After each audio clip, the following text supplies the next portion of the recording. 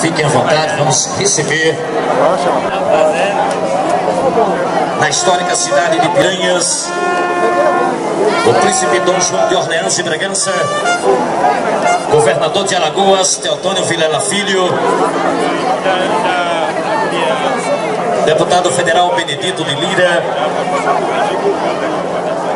deputada estadual Cátia Lisboa Freitas, prefeitos de municípios ribeirinhos do Baixo São Francisco, a prefeita do nosso município, Melina Freitas, historiador, pesquisador, advogado, engenheiro, doutor Inácio Loyola, doutor Washington Luiz, prefeito de Marechal Deodoro Cristiano Mateus, toda essa comitiva histórica que fazem a expedição Rota do Imperador, chegando à histórica cidade de Piranhas.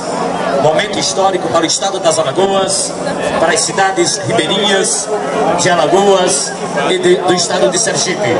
Seja bem-vindo. E Dom João Herdeiro e Dom Pedro II.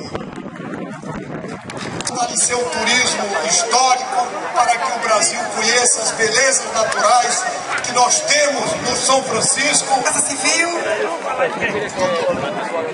vice-prefeito Maristela Senadias, presidente da Câmara Municipal de Vereadores do município de Piranhas, vereador Paulo Ricardo. Quero parabenizar o desembargador Washington Luiz também pela iniciativa de levar a prefeita Melissa Melina. Eu venho mais do meu filho, então é uma alegria muito grande estar aqui do seu lado.